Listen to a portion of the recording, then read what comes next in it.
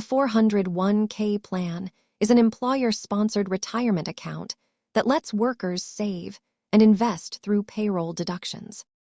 The account is designed for long-term retirement saving, often with investment choices selected inside the plan.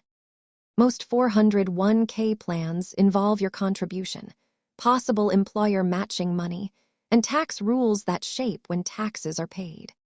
The plan automates saving, but the tax option, investment menu, and employer match are what shape the long-term result. Both are retirement accounts, but a 401k is tied to your workplace, while an IRA is opened on your own. A common example is saving part of your paycheck and receiving a smaller employer match on top. The account itself is just the wrapper. What you contribute and invest in matters over time. Now you know what a 401k plan does, how it differs from an IRA, and why matching can matter.